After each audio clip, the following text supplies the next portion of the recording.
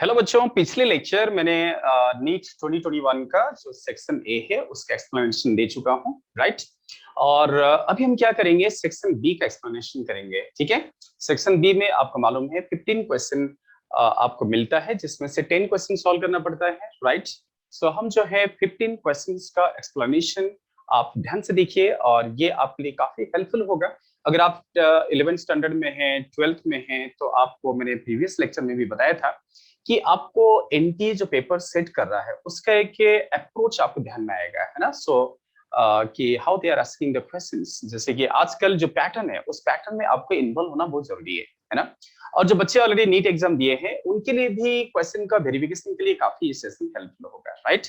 चलिए मूव करते हैं, आगे प्रोसीड करते हैं।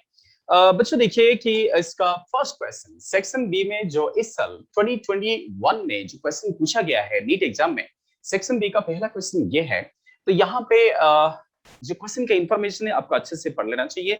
देखिए, from a circular ring of mass m and radius r, an arc corresponding to 90-degree sector is removed. The moment of inertia of the remaining part of the ring about an axis passing through the center of ring and perpendicular to plane of ring is k times m r square. That means बच्चों इस question में कुछ ऐसा आपको information दिया है कि अगर हम पूरा रिंग लेते हैं, है ना, जैसे कि ये कंप्लीट रिंग है, कंप्लीट रिंग का मोमेंट ऑफ इनर्शिया क्या होगा, ठीक है। अब उसमें से उन्होंने क्या किया, एक पार्ट को रिमूव कर दिया, मतलब 90 डिग्री पोर्शन रिमूव किया। तो स्टूडेंट्स यहाँ पे आप ध्यान दीजिए, अगर मैं एक्सेस यहां लेता हूं, ये क्या है, ये कंप्लीट रिंग है, तो आपको मालूम है कि moment of inertia will be equals to mr square, right. उसके बाद उन्होंने कुछ पार्ट को कट कर दिया। दैट मींस यहाँ पे इंफॉर्मेशन ऐसे दिया है कि 90 डिग्री पार्ट उसका ना रिमूव कर दिया गया है। दैट मींस हमें कुछ ऐसा इंफॉर्मेशन दे रहा है कि यहाँ पे कुछ पोर्शन हम यहाँ पे रिमूव कर देते हैं।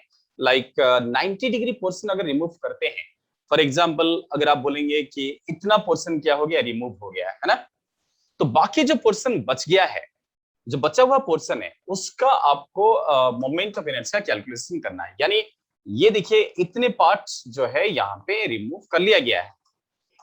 एक्सिस वही है, ये देखिए एक्सिस जो है उसका सेंटर के थ्रू पास कर रहा है, रिंग का सेंटर के थ्रू पास कर रहा है और उस प्लेन को परपेंडिकुलर है। इतना पार्ट रिमूव हो गया है, तो ये जो मास बच गया है, जैसे यहाँ पे रिंग का मास क्या था, m था, और यहाँ पे रिंग का मास क्या होगा, 3m/4 होगा।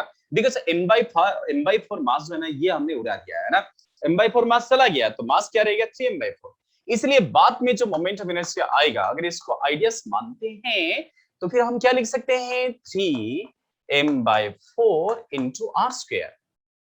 बच्चों ध्यान दीजिए, ये रिंग है, यहाँ पे क्या हो रहा है कि जितने भी पार्टिकल्स है, अगर मैं एक्सेस ऐसा ले लूं, है ना स्टूडेंट्स, अगर हम एक्सेस को ऐसा ले लेते हैं तो यहाँ देखिए ये सारे सारे मास एक्सेस से इक्वल दूरी में है ना, सारे मास एक्सेस से इक्वल डिस्टेंस में, जिसकी वजह से आपको डायरेक्टली आपको फॉर्मूला यूज कर सकते हैं, 3m/r²/4। तो देयरफॉर ये हो गया 3/4 टाइम्स mr²। और इसको क्वेश्चन में मेंशन हुआ है k times mr²। So that means यहाँ पे आपको पता चल गया इस क्वेश्चन का आंसर क्या आएगा।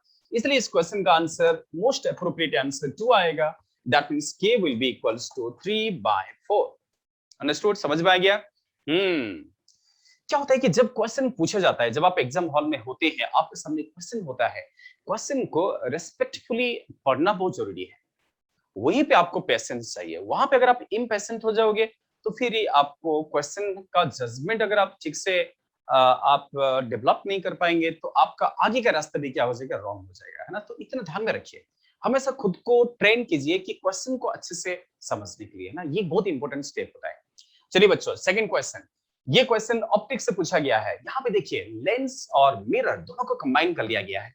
बच्चों ये क्या है, देखो ये है एक स्फेरिकल लेंस, जैसे कि कन्वेक्स लेंस दिख रहा है, और ये प्लेन मिरर है।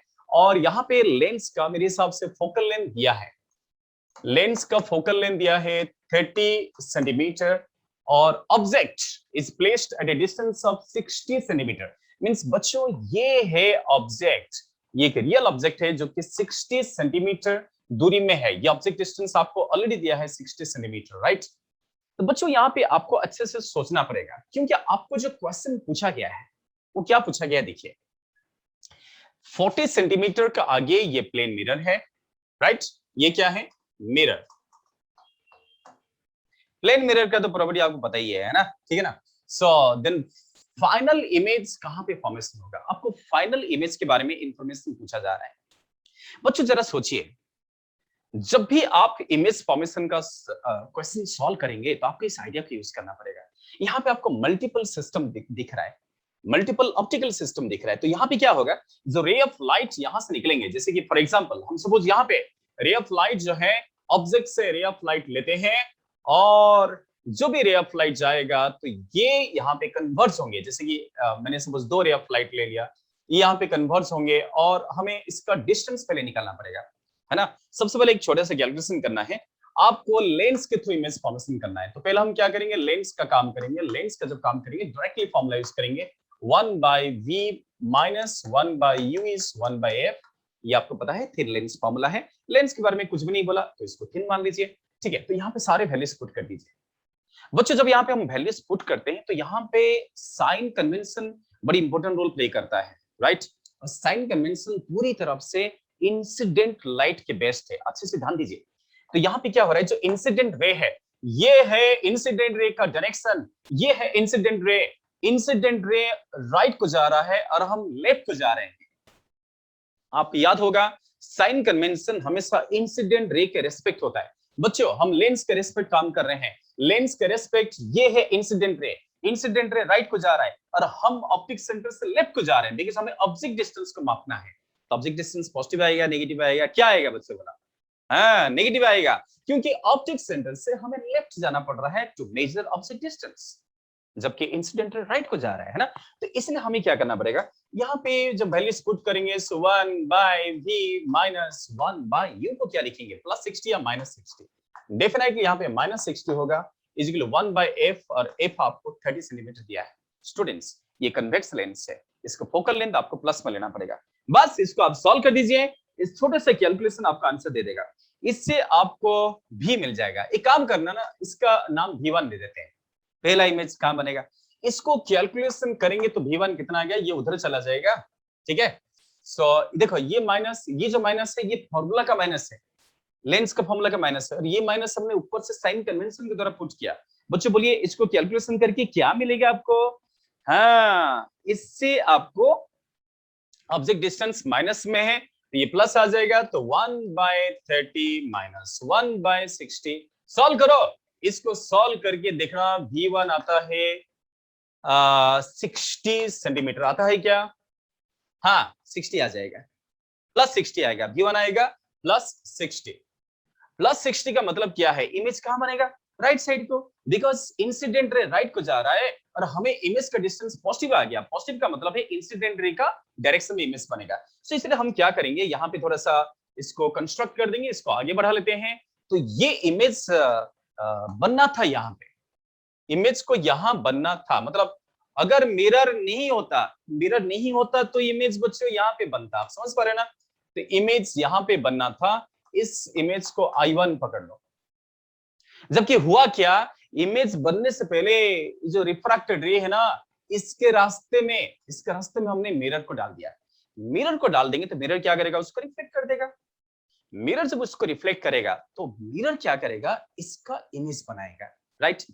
तो बच्चों आपको ये डिस्टेंस 60 है, ये 40 है और ये डिस्टेंस 60 है। थोड़ा ये जो डायग्राम बनाया मैंने, ये अप टू द स्केल नहीं है, हाँ ध्यान में रखिए। ये टोटल डिस्टेंस 60 है। अगर ये टोटल डिस्टेंस 60 है, यानी ये डिस्टेंस हमें कितना मिला, 60 मिला ना? तो ये अगर 60 सेंटीमीटर है और इसमें से 40 चला गया तो ये कितना हो जाएगा? यस डेफिनेटली ये होगा 20 सेंटीमीटर, समझे? तो मिरर के 20 सेंटीमीटर पीछे ये इमेज बन गया। तो मिरर क्या करेगा, मिरर इसको फिर आगे उसका इमेज बनाएगा। आपको पता है कि प्लेन मिरर में क्या होता है, प्लेन मिरर में ऑब्जेक्ट जितना दूरी पीछे होता है, इमेज उतना ही दूरी आगे होता है। यानी मिरर जो है इसको अगेन रिफ्लेक्ट करेगा, ये रिफ्लेक्ट होंगे और इमेज यहां बनेगा। देखिए मैं आपको बताया कि यहाँ पे मैंने अप टू स्केल नहीं बनाया हूं, है? तो ये ना, ये दोनों आके यहां मिलेंगे और बच्चों यहाँ पे और एक इमेज बनेगा, इस इमेज का नाम I2 दे देते हैं। I2 मतलब ये और एक इमेज बनेगा, इसका नाम I2 दे दिया गया है। So this image is form by mirror, plane mirror यहाँ पे इमेज बना है, और उसका डिस्टेंस कितना होगा, ये होगा ये 20 है, तो ये भी कितना होगा, 20 होगा। समझ पा रहे हैं, ये भी कितना होगा, 20 होगा। तो क्या हो रहा है कि बात को समझिए, पहले क्या हुआ, पहले रे ऑफ लाइट आए, उसके बाद वो लेंस के थ्रू रिफ्रैक्ट हुए, लेंस के थ्रू रिफ्रैक्ट होने के बाद फिर उन्होंने यहाँ इमेज बनाया। ये कि वर्चुअल पॉइंट है, ये कोई रियल पॉइंट नहीं, वर्चुअल पॉइंट है। समझ पा रहे हैं, तो ये जो है ये 20 सेंटीमीटर पीछे है, तो इसका इमेज 20 सेंटीमीटर आगे बनेगा। दैट मींस ये डिस्टेंस कितना होगा, 20 होगा, और ये पूरा डिस्टेंस कितना है, 40 है, ये पूरा डिस्टेंस 40 है। 40 में से ये 20 चला गया, तो बाकी क्या रह गया, 20 रह गया। हाँ, समझ पा रहे हैं। सो इसका मतलब है, मैं आपको ये डायग्राम को थोड़ा और अप्रोप्रिएटली बना लेता हूं। स्टूडेंट्स ध्यान दीजिए, उस डायग्राम को और थोड़ा सा क्लियरली बनाते हैं। हाँ, थोड़ा सा स्पेस कम हो रहा है, तो आपको थोड़ा और एक बार यहाँ देखना चाहिए। बच्चों देखिए, ये लेंस है, सेम डायग्राम, ये लेंस है, ये क्या है, प्रिंसिपल एक्सिस, राइट, और ये क्या है, हमारा मिरर, ये है मिरर। तो जैसे मैंने आपको बताया, ये प्रिंसिपल एक्सिस है, ये क्या है, प्रिंसिपल एक्सिस, ठीक है, और ये है मिरर, ये है प्लेन मिरर। यहां से रे ऑफ लाइट आ रहे हैं, ये 60 डिग्री में, सॉरी 60 सेंटीमीटर में है, ऑब्जेक्ट से रे ऑफ लाइट आते हैं, फिर ये इसको स्ट्राइक करते हैं। जब इसको स्ट्राइक करते हैं तो ये कहां मिलते हैं, तो जैसे हमने अभी स्टडी किया, अगर इसको हम मिलाते हैं तो ये कहां मिलेंगे, 20 सेंटीमीटर पीछे मिलेंगे, राइट। अभी थोड़ा सा अप टू द स्केल बना रहा हूं, है ना, समझ पा रहे हैं। मतलब ये जो डायग्राम है ना, ये जो डायग्राम है यहाँ पे थोड़ा कॉम्प्लेक्स हो रहा है क्योंकि जगह नहीं है, तो उसको अगला पेज में किया जा रहा है, ध्यान से देखिए। ये ओरिजिनल ऑब्जेक्ट, ये कितना है, 60 सेंटीमीटर दूरी में है, ये ऑप्टिक सेंटर है, और ये 60 सेंटीमीटर में है। जैसे कि मैंने आपको बताया कि ये जो डिस्टेंस है, ये हमें क्या मिला, 60, ये 40 उन्होंने दिया है, जिसकी वजह से ये क्या होगा, 20 होगा, और इसका इमेज कहां बनेगा, 20 में ही बनेगा। मतलब ये डिस्टेंस कितना है, 60 सेंटीमीटर है। ये इमेज जिसको मैंने I1 नाम दिया था, ये क्या होगा, 20 सेंटीमीटर होगा, क्योंकि क्वेश्चन के हिसाब से ये 40 सेंटीमीटर दिया है। लेंस और मिरर के बीच में डिस्टेंस कितना दिया, 40 सेंटीमीटर, ये 20 सेंटीमीटर, ये 60 सेंटीमीटर। तो क्या होगा, अब यहाँ पे रे यहां से रिफ्लेक्ट होगा और ये बनेगा इमेज। बच्चों देखो, ये इमेज बनेगा, मींस मिरर जो है वो यहां इमेज बनेगा। इसी इमेज का नाम मैं I2 लिख रहा था, इसका नाम I2 लिखा था। यहां तक तो सबको समझ में आ गया, आएगा नहीं समझ में, है? वापस देखना चाहते हो, ये क्वेश्चन देखिए, ये क्वेश्चन देखिए, मैंने लेंस का काम कर चुका हूं। लेंस का काम करने के बाद हमने लेंस फॉर्मूला यूज करके V1 60 सेंटीमीटर निकाल चुके थे। अब देखिए, अब बच्चों ध्यान से देखो, ये जो इमेज बन चुका है, ये एक रियल इमेज किसने बनाया, मिरर बनाया, ये प्लेन मिरर यहाँ पे इमेज बनाया, और ये दूरी कितना है, 20 सेंटीमीटर, ये पीछे 20 है, जिसके इमेज बनेगा आगे 20। अब आखिरी में क्या होने वाला है, लास्ट को क्या होगा, ये रे जो है वापस जाएंगे और लेंस को स्ट्राइक करेंगे। मतलब क्या हो रहा है, आपको यहीं पे ध्यान देना चाहिए था। जैसे ये रे ऑफ लाइट यहां से आ रहे, ठीक है, फिर यहां जा रहे, फिर रिफ्लेक्ट हो रहे, रिफ्लेक्ट होने के बाद क्या होगा बताओ, उसके बाद क्या होगा, ये रे फिर आगे बढ़ेंगे क्या नहीं। देखो, जब तक कोई ऑप्टिकल प्रोसेस होगा तब तक इमेज फॉर्मेशन करना, जब तक कोई भी ऑप्टिकल प्रोसेस चलता रहेगा। समझ पा रहे हो, ऑप्टिकल प्रोसेस का मतलब क्या है, या तो रिफ्रैक्ट होना या तो रिफ्लेक्ट होना, है ना। तो जब तक ऑप्टिकल प्रोसेस चलेगा तब तक हम काम करते रहेंगे। तो यहाँ पे पहले रिफ्रैक्शन हुआ, इमेज बना दिया, रिफ्लेक्शन हुआ, इमेज बना दिया, फाइनली भी रिफ्रैक्शन होने वाला है। 3 बार काम करना पड़ेगा, थोड़ा सा लेंदी आ गया, ठीक है। तभी तो बच्चे बोल रहे थे कि इस बार के पेपर थोड़ा लेंदी आ गया है ना। तो यहाँ पे क्या हो गया, रे ऑफ लाइट जाएंगे वापिस, ये रे यहाँ पे स्ट्राइक करेगा और ये यहाँ पे स्ट्राइक करेगा, वापिस क्या होगा, लेंस रिफ्रैक्ट होगा, और जितनी बार ये प्रोसेस होगा उतनी बार इमेज बनेगा। समझ पा रहे ना। तो क्या हो रहा है कि यहाँ पे ये जो रे ऑफ लाइट है यहाँ पे जाएगा, फिर वापस देखो रिफ्रैक्ट होना चालू करेगा। तो लेंस के लिए फिर हमें दोबारा इक्वेशन लिखना पड़ेगा, है ना। तो चलो बच्चों, लेंस के लिए और एक बार इक्वेशन लिखते हैं। फिर लेंस के लिए सेकंड रिफ्रैक्शन, लेंस का सेकंड रिफ्रैक्शन होगा, लेंस के थ्रू इमेज फॉर्मेशन करेंगे। फॉर्मूला क्या है, 1/v minus 1/u is equal to 1/f। कई सारे बच्चे यहां पर वापस गड़बड़ी करेंगे। क्या गड़बड़ी की बताओ, साइन कन्वेंशन। हमेशा याद रखिए, जब भी आप साइन कन्वेंशन पुट करते हैं, आपको इंसिडेंट रे का डायरेक्शन देखना पड़ता है। इंसिडेंट रे किस तरफ है उसको देखना पड़ता है।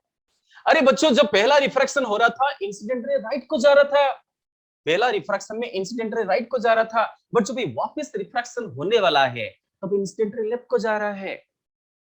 समझा? इंसिडेंट रे जिस तरफ जाएगा हम इसको पॉजिटिव साइन मानेंगे। अब देखिए, ये रे को आपको इंसिडेंट पकड़ना ही पड़ेगा क्योंकि आपको लेंस के थ्रू काम करना है। इंसिडेंट रे लेफ्ट को जा रहा है तो लेफ्ट साइड को पॉजिटिव मानोगे और राइट साइड को नेगेटिव मानेंगे। ध्यान से देखिए, I2 क्या है? I2 इमेज है किसके लिए? मिरर के लिए। बट सेम I2 ऑब्जेक्ट है किसके लिए? लेंस के लिए। समझ पा रहे हो? हाँ। सो जो I2 है इस बात को भी ध्यान में रखिए। तो हियर I2 क्या है? It is image. I2 image भी है और I2 ऑब्जेक्ट भी है। समझा बच्चों? इमेज फॉर किसके लिए? Plane mirror. ऑब्जेक्ट फॉर किसके लिए? लेंस। बात को समझिए। I2 ऑब्जेक्ट है लेंस के लिए, तो ऑब्जेक्ट डिस्टेंस कितना होगा? इसलिए हम क्या करेंगे, यहां पे जब लिखेंगे ना 1/v, चलो इसको v2 ले लेते हैं, -1/u। अरे ये 20 है, टोटल 40 है, ये 20 है, तो ये कितना होगा? ये भी 20 होगा। और ये 20 सेंटीमीटर को प्लस में लिखोगे या माइनस? हाँ बोलो, इसको प्लस में लिखना या माइनस में लिखेंगे? प्लस में लिखेंगे या माइनस में लिखेंगे? I2 ऑब्जेक्ट है, दूसरा रिफ्रैक्शन के लिए लेंस के लिए ऑब्जेक्ट है, तो उसका साइन प्लस में या माइनस में? क्या लगता है आपको? बच्चों गड़बड़ी मत करना, इसको माइनस में लिखना, इसको प्लस में मत लिखना। यहीं पे बच्चों ने गड़बड़ी कर दिया। ये 30 है फोकल लेंथ तो प्लस में लिखना पड़ेगा, बिकॉज कन्वेक्स लेंस से फोकल लेंथ प्लस में लिखना पड़ेगा। तो ऑब्जेक्ट डिस्टेंस -20 क्यों लिया? ऑब्जेक्ट डिस्टेंस -20 क्यों लिया? समझ पा रहे हो? क्योंकि हो क्या रहा है, मैंने आपको बताया कि इंसिडेंट रे लेफ्ट को जा रहा है। इंसिडेंट रे, ये ऑब्जेक्ट है, ये ऑब्जेक्ट लेंस के लिए इंसिडेंट रे लेफ्ट को जा रहा है और हम अपने को राइट को जा रहे हैं। हमको पोल से सॉरी ऑप्टिक सेंटर से राइट को जाना पड़ेगा ना ऑब्जेक्ट के डिस्टेंस मापने के लिए। तो ऑब्जेक्ट का दूरी को मापने के लिए हमको राइट को जाना पड़ रहा है, इसलिए हमको साइन उल्टा लेना पड़ेगा, है ना? तो इसको सॉल्व करना और यहां से 1/v2 will be equals to -1/20 plus 1/30। इसको कैलकुलेशन कीजिए और बताइए कि फाइनल इमेज का पोजीशन क्या आएगा। आफ्टर कैलकुलेशन आपको डेफिनेटली नेगेटिव आएगा and which is -60 centimetre. -60 minus, समझ पा रहे हो? नेगेटिव का मतलब क्या है कि उस तरफ नहीं बनेगा, इमेज उस तरफ नहीं बनेगा। अगर उस तरफ बन जाता तो आप उसको रियल बोलते। अगर आखिरी में रे उस तरफ जाता और वहां पे मिलता तो इमेज डिस्टेंस क्या आता? पॉजिटिव आता। पर हमारा कैलकुलेशन क्या बता रहा है? मैथमेटिकल कैलकुलेशन दिखा रहा है कि यहाँ पे फाइनल इमेज का दूरी ये तो नेगेटिव में है। बच्चों इसको अच्छे से ध्यान दीजिए। -60 का मतलब क्या है? इमेज किस तरफ है? जिस तरफ ऑब्जेक्ट है उस तरफ इमेज है। तो इमेज रियल होना चाहिए, वर्चुअल होना चाहिए, क्या होना चाहिए? इमेज डिस्टेंस नेगेटिव है, दैट मींस जिस तरफ ऑब्जेक्ट है उस तरफ इमेज है। तो जरा देखिए, ऑप्शन देख लीजिए कौन सा ऑप्शन सही है। क्या लगता है इस क्वेश्चन का राइट आंसर क्या होना चाहिए? 20 centimetre from plane mirror it would be a virtual image. बच्चों ये कभी रियल हो नहीं सकता, ये वर्चुअल इमेज होगा। सही है, इसका आंसर 1 ही है, इसका आंसर 1 होना चाहिए, बिकॉज फाइनली अगर 60 सेंटीमीटर हो रहा है, 60 सेंटीमीटर माइनस में है, मतलब इस तरफ है, इस तरफ 60 है। बच्चों ये ऑलरेडी 40 जा चुका है, तो मिरर के पीछे कहां बनेगा? 20 में बनेगा और वर्चुअल इमेज बनेगा, राइट? तो ऑप्शन देखिए, 20 centimetre from plane mirror it would be a virtual image. बहुत ही बढ़िया क्वेश्चन पूछा है ना? यस। चलिए बच्चों नेक्स्ट आगे मूव करते हैं। समझ में आ गया? बच्चों देखिए, बच्चों अगर आपको कुछ आप कुछ इसमें कुछ एक्सप्लेनेशन देना चाहते हैं, कुछ बोलना चाहते हैं, आप कमेंट तो बोल सकते हैं। आप अगर आपको कुछ इनपुट देना चाहते हैं तो आप जरूर दे सकते हैं, ठीक है?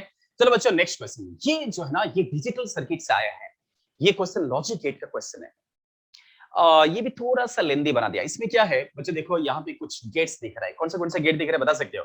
ये कौन सा गेट है? दिस इज कॉल्ड एज, ये कौन सा गेट है? ये है एंड गेट, है ना? ये कौन सा गेट है? And gate. ये कौन सा गेट बताओ? एंड गेट है, एक एंड गेट है। और ये कौन सा गेट है? नैंड। ये नैंड गेट है। हाँ, एक सर्कल दिख रहा है नहीं छोटा सा, ये सर्कल दिख रहा है क्या नहीं? हाँ, ये एंड गेट और ये नैंड गेट। और ये कौन सा गेट है? और गेट। तीनों गेट का कॉम्बिनेशन किया और यहाँ पे 3 इनपुट्स से देखा आपने, ए बी सी, ऐसा 3 इनपुट दिया है। पढ़ नहीं पा रहे हो? ये देखो, ये ए है, ये बी है, ये सी है, ऐसा 3 इनपुट है। तो बच्चों एंड क्या करेगा? एंड गेट क्या करेगा? ए बी को, हाँ इसलिए यहां पे क्या आएगा, A dot B, A dot B. और नैंड गेट क्या करेगा, बी डॉट सी करके इसका नेगेशन कर देगा। ये नैंड है, नैंड का मतलब समझ पा रहे हो, एंड के सामने नॉट, नैंड का मतलब एंड के सामने नॉट।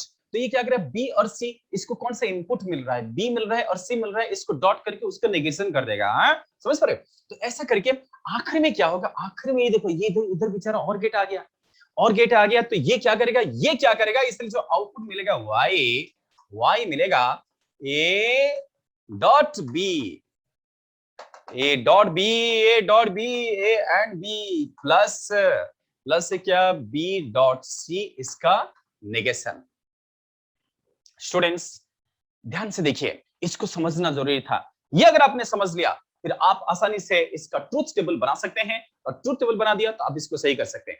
बच्चों यहाँ पे ट्रूथ टेबल बड़ा आसानी से बनाया जा सकता है। आपको बस क्या करना है, ये कुछ कलम बनाना पड़ेगा, जैसे कि एबीसी सब दिया है, ए बी सी, जो भी पॉसिबिलिटी है सब लिख लेते हैं, फिर A dot B, right, A dot B लिखेंगे, और कौन सा, B dot C, A dot B, B dot C, फिर बी डॉट सी का बार है, थोड़ा इसको नीचे ले लेते हैं, ये सब देखिए, राइट, देखो, सो ये सब वैल्यूज थोड़ा इसको नीचे लिखते हैं। कौन सा है, A B C, A dot B है, बी डॉट सी है, बी डॉट सी का बार है, और दोनों का एडिशन है, A dot B plus B dot C इसका बार, ये आखिरी में आएगा। बच्चों ऐसा करके हमें के यहाँ पे कलम बना दें, सबका वैल्यूज पुट कर देंगे, जो जो वैल्यूज दिया है यहाँ पे लिख दीजिए, ठीक है। तो थोड़ा सा लेंदी है, बस मैं आपको एक्सप्लेन कर रहा हूँ, इसलिए थोड़ा टाइम लग रहा है, और कुछ नहीं है। देखिए, तो यहाँ पे सारे वैल्यूज हम पुट कर सकते हैं, जो जो वैल्यूज आप देख रहे हैं ना, इनपुट में देखो, इनपुट में कौन सा है, ए पहले कौन सा है, देखो यहाँ पे ए है 0, ये मतलब 0 वोल्ट, और ये 5 वोल्ट है। 0 वोल्ट को 0 मानेंगे, हाँ आपको पता है यहाँ पे बाइनरी नंबर सिस्टम यूज होता है, 0 वोल्ट को 0 लेंगे, और 5 वोल्ट मतलब 1, 0 1 0 1, पता है ना ये लैंग्वेज है। सो ये आएगा 0, ए का 0, बी का 0, सी का 1। ये देखो 0 0 1, समझ पा रहे हो, ए का 0, बी का 0, सी का 1, फिर ए का 1, ए का 1, बी का 0 और सी का 1, फिर क्या हुआ, ए का 0 और बी का 1 और सी का 0, फिर ए का 1, बी का 1 और सी का 0, फिर ए 0 और बी 0 और सी 1, देख रहा है, और फिर ये 1 0 1 0 0 एंड 1, ये सारे वैल्यूज जो मैं आपको दिखा ना, ये सारे इनपुट है। देखो A0 A0 B0 C1, ये पहला पॉसिबिलिटी है। चलो यहाँ पे करते हैं, यहाँ पे लिखते हैं बच्चों, ठीक है, A कितना 0, A0 B0 और C कितना है 1 है, A0 B0 C1, तो A डॉट B कितना आएगा, 0 आएगा, B डॉट C कितना आएगा, 0 आएगा, उसका नेगेशन करेंगे तो 1 आएगा, 1 आएगा, है ना। फिर हम क्या करेंगे, A डॉट B को इसको इसमें दिस प्लस दिस क्या आएगा, 1 आएगा, राइट, क्योंकि इसका और गेट ऑपरेशन हो रहा है, हो गया। तो ये हमने एक बना लिया, फर्स्ट ऑप्शन हो गया। देखो चलो दूसरा देखते हैं, दूसरा क्या है, A1 है, मतलब यहां पे हम लिखना पड़ेगा A1 B कितना है 0, A1 B 0 और C 1। चलो वही काम करते हैं, A dot B 0, B dot C 0, A dot B 0, B dot C 0, right, और फिर ये 1, तो ये भी क्या आएगा, 1 आएगा, राइट। चलो आगे बढ़ते हैं, नेक्स्ट कौन सा, A0, यहाँ पे A क्या है, 0 है, A0 है, B पर B 1 है, और C क्या है, 0 है, हो तो ये क्या आएगा, A डॉट B 0 आएगा, समझ पा रहे, ऐसे ही करना था इस क्वेश्चन को, ज्यादा डिफिकल्ट नहीं है, A डॉट B 0 आएगा, और B डॉट C क्या आएगा, वो भी 0 आएगा, ये 1 आएगा, तो ये भी 1 आएगा, समझा। ऐसे ही करते जाना, देखना है कि आपका आंसर आ जाएगा। फिर कौन सा है, 1 2 3 चौथा 1 1 0, हाँ 1 1 0 मीन्स यहाँ पे 1 1 0, तो A डॉट B कितना आएगा, 1 आएगा, B डॉट C 0 आएगा, इसका बार 1 आएगा, फिर इन दोनों का ऐड करेंगे तो भी 1 आएगा। 1 1 क्या होता है, और गेट में 1 1 1 होता है क्या नहीं, हाँ वैसे ही करना है। फिर चलो आगे बढ़ते हैं। नेक्स्ट 1 2 3 4 नेक्स्ट 0 0 1 0 0 1, तो ये क्या आएगा? 0 आएगा। ए डॉट बी 0 आएगा, बी डॉट सी ये भी 0 आएगा, इसका नेक्स्ट 1 आएगा, ये भी 1 आएगा। ये क्या सब 1 आने लगा, सभी 1 आ रहा है, ये क्या हो रहा है? चलो 1 2 3 4 5 नेक्स्ट 1 1 0 1, यहाँ पे आते हैं 1 0 1, ये 0 आएगा। फिर बी डॉट सी क्या आएगा? 0 आएगा, 1 आएगा, 1 आएगा। अरे अरे, तो सब 1 दिख रहा है, सभी 1 दिख रहे हैं। आखिरी वाला लास्ट को रह गया है, लास्ट को भी लग रहा है 1 आएगा। 1 आएगा क्या? आपको लग रहा है क्या? आखिर में क्या आ रहा है? लास्ट को देखो 0 0 1 0 0 1 0 0 1 1। ओहो, इसका मतलब ऐसा क्वेश्चन बनाया, सबने 1 आ रहा है, सब में आउटपुट 1 आ रहा है। कौन सा ऑप्शन है जिसमें आउटपुट 1 है? हाँ जी, देखिए ना, नहीं ये है थर्ड है, सब 1 है। देखो यहाँ लिखा ना 5 वोल्ट, 5 वोल्ट का मतलब क्या? 1 ही होता है। हाँ, इसलिए इस क्वेश्चन का आंसर कौन सा आएगा? जी वाला आंसर आएगा। अंडरस्टूड? देख लीजिए। सो चलिए, ये हो गया। नेक्स्ट क्वेश्चन आगे मूव करते हैं। अगला क्वेश्चन क्या है देख लेते हैं। नेक्स्ट देखिए, a car starts from rest and accelerates at 5 meter per second square at t equal 4 second. A ball is dropped out of a window by a person sitting in the car. Okay.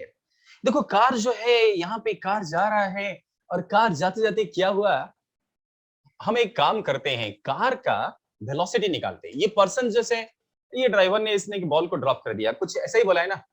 हाँ, इसने ball drop कर दिया। जो ball को drop करेगा उसी समय car का कुछ वेलोसिटी होगा, वो आप पहले निकाल लो। v is equal to u plus at formula लगाएंगे। u तो 0 है बिकॉज कार तो पहले रेस्ट में था ना, और एक्सेलरेशन कितना दिया? 5।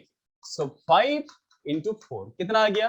कार का स्पीड आ गया 20 मीटर पर सेकेंड। तो जिस समय उस आदमी ने बॉल को ड्रॉप किया, उस समय कार का स्पीड कितना था? 20 था। तो जब मूविंग फ्रेम से हम बॉल को ड्रॉप कर रहे हैं, तो फ्रेम का जो स्पीड है उसको मिलेगा क्या? नहीं है? हाँ, तो फ्रेम का स्पीड उसको मिल जाएगा। दैट मींस यहाँ अगर हम वेलोसिटी की बात करते हैं, तो ये वेलोसिटी कितना आएगा? 20। जब इसने ड्रॉप किया उस समय उसका जो वेलोसिटी है, that will be equals to 20 metre पर सेकेंड। और ये इस एक्सिस में, मतलब हॉरिजॉन्टल एक्सिस में इसका वेलोसिटी है। उसने बॉडी को ड्रॉप कर दिया। हाँ, तो बच्चों जरा बताइए इसका पाथ कैसे होगा? इसका पाथ कैसे होगा? क्या लगता है इस बॉल का पाथ ग्राउंड के रेस्पेक्ट कैसे होना चाहिए? इसका पाथ ग्राउंड के रेस्पेक्ट पैराबोलिक होना चाहिए क्या? नहीं, पैराबोलिक होना चाहिए क्या? नहीं।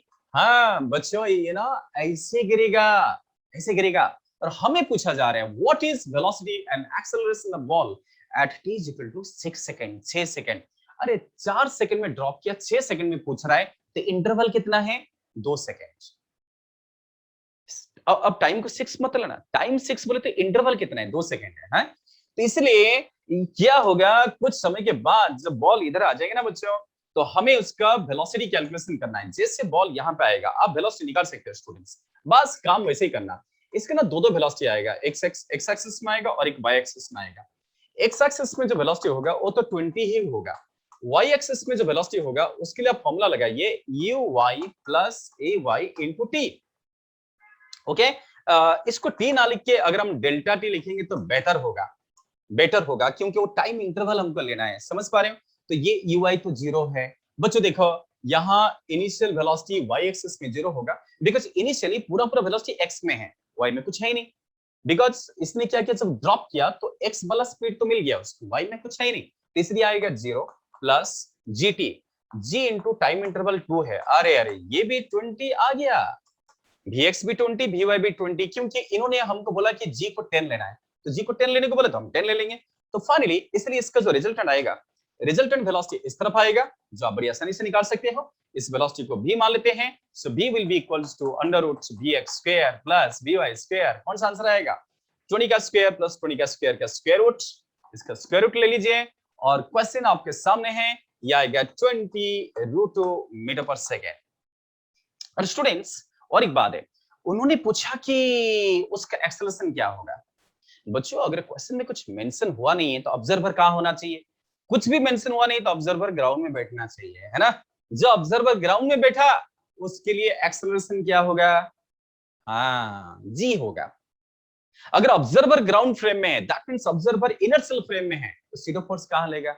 सीडो फोर्स नहीं। कई बार बच्चे कंफ्यूज हो जाते हैं, सीडो फोर्स यहां मत लेना, क्योंकि कुछ बोला नहीं तो ऑब्जर्वर को ग्राउंड में बिठाएंगे, ऑब्जर्वर ग्राउंड में बैठ के इसको देख रहा है, इसको देख रहा है, इसलिए एक्सेलरेशन क्या आएगा, इसलिए बॉल का एक्सेलरेशन जो है वो जी ही आएगा, दैट इज 10 मीटर पर सेकंड स्क्वायर। यानी कौन सा ऑप्शन करेक्ट है स्टूडेंट्स, पता चल गया?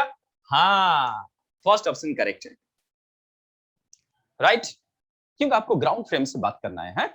चलिए बच्चों नेक्स्ट क्वेश्चन को मूव करते हैं, इसका डिस्कशन हो चुका है। देखिए अगेन ये रोटेशनल मोशन का क्वेश्चन है, स्टूडेंट्स ध्यान दीजिए, यहाँ पे ये रॉड दिया है और रॉड का पूरा लेंथ दिया है 200 सेंटीमीटर, 20 सेंटीमीटर, और यहाँ के 2 केजी ब्लॉक को लटकाया, यहाँ पे m केजी का ब्लॉक को लटकाया, और रॉड का मास 500 ग्राम दिया है, मतलब आधा किलोग्राम दिया है। सो क्या है, ये जो रॉड है, रॉड लाइट नहीं है, रॉड का मास है, जैसे ये रॉड है ना, ये मास है, तो ये रॉड जो यहाँ पे है, तो पाइवट यहाँ किया गया है, इसको यहाँ पे पाइवट कर दिया गया।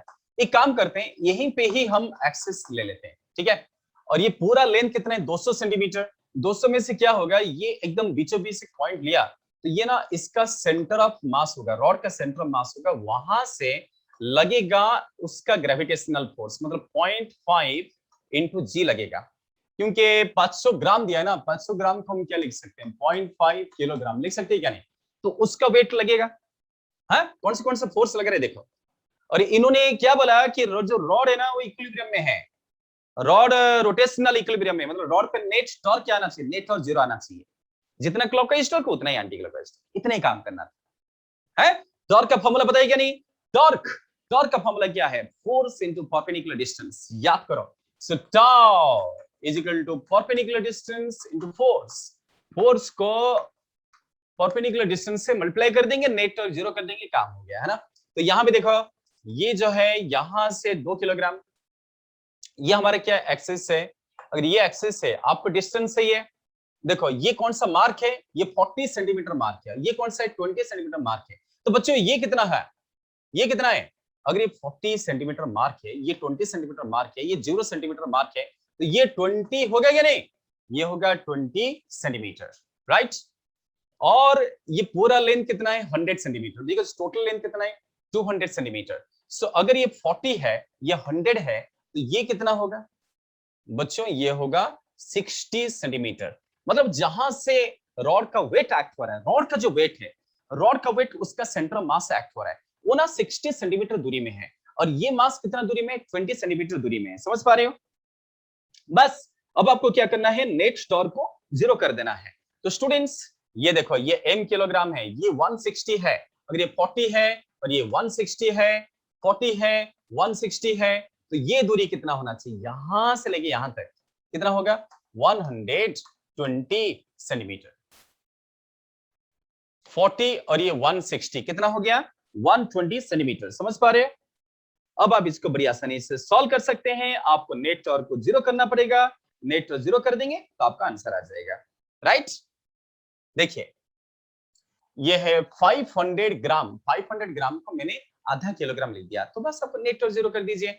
कौन कौन यहाँ पे क्लॉकवाइज घुमाना चाहेंगे, अगर हम यहाँ पे एक्सेस लेते हैं, एक्सेस को ये पाइवट के थ्रू ले लिया, देखो अगर ऐसा एक्सेस लेंगे, एक्सेस को पाइवट के थ्रू लेंगे, तो ये चाहेगा क्लॉकवाइज घुमाने के लिए, ये भी चाहेगा क्लॉकवाइज, क्योंकि इसका वेट है ना, इसका वेट कितना है, mg है, mg चाहेगा क्लॉकवाइज घुमाने के लिए, ये 0.5 जी चाहेगा क्लॉकवाइज, ये चाहेगा एंटी क्लॉकवाइज, क्योंकि इसका वेट है ना, इसका वेट कितना है, 2g है, तो आपको बस क्लॉकवाइज टॉर्क को एंटी क्लॉकवाइज टॉर्क से इक्वल करना है, समझ पा रहे हो। हाँ, तो क्या लिखने का, इसलिए हम क्या करेंगे, clockwise torque, so clockwise torque is anti clockwise torque means 0.5 g को, 0.5 g को किससे मल्टीप्लाई करेंगे, 0.5 g इनटू कितना, 60 सेंटीमीटर, तो इनटू 60 सेंटीमीटर प्लस क्या, mg, mg इनटू कितना, 120 सेंटीमीटर, इसको मीटर में बदलने की जरूरत नहीं है, क्योंकि सेंटीमीटर कट जाएगा, राइट को भी आएगा, लेफ्ट को भी आएगा, इजिकल टू उधर का क्या है, 2g, 2g इनटू कितना बच्चों, 20 सेंटीमीटर, 2g इनटू 20 सेंटीमीटर, ठीक है, सेंटीमीटर सेंटीमीटर सेंटीमीटर तो कट गया, इनको क्या करो, सॉल्व करो, और जी जी जी जी जी जी जी सब्जी कट गया है ना, इसको सॉल्व कर दीजिए, इससे आपको मास आ जाएगा। क्या आंसर आता है स्टूडेंट्स, इसको सॉल्व करने के बाद आपको डेफिनेटली नेट ये 120, ये हो गया 40, आपको एम चाहिए ना, अच्छा ये आ जाएगा 40, ये आ जाएगा 0.5, मतलब ये आएगा 30, ये 0.5 है, समझ पा रहे हो, ये आ गया 30, सो 30 आ जाएगा। हाँ बच्चों इसका आंसर आ गया, इसका आंसर आता है m is equal to 1/12 kilogram. हाँ है क्या ऑप्शन में? अरे हाँ, इसका आंसर कौन सा आएगा? 1 आएगा, समझे? तो बस आपको इक्विलिब्रियम का क्वेश्चन है, क्लॉकवाइज टॉर्क और एंटी क्लॉकवाइज टॉर्क पे इक्वल करना है। चलो बच्चों आगे मूव करते हैं। Next question, two conducting circular loops of radius r1 r2 are placed in same plane with their centers coinciding. r1 is very larger than r2, तो mutual induction between them। अच्छा, दो रिंग के बीच में mutual induction पूछा जा रहा है। इसको क्या कर बच्चों, ये काफी आसानी से आप सॉल्व कर सकते हैं। बस ये देखो, ये बड़ा रिंग है, ये बड़ा रिंग है और ये बहुत छोटा है, एक बहुत बड़ा, एक बहुत ही बड़ा है और एक बहुत ही छोटा है, ऐसा बोला। ठीक है, सो क्या करेंगे, बहुत ही सिंपल सी काम है। अब बस इसमें क्या कीजिए, इसका छोटे का रेडियस क्या दिया, अच्छा बड़े का रेडियस दिया r1 और छोटे का रेडियस दे दिया r2, राइट। एक काम करते हैं, इसके थ्रू करंट पास करते हैं, जैसे हमने आई करंट पास किया। रिंग का तो आपको मैग्नेटिक फील्ड का फॉर्मूला पता होगा, है ना।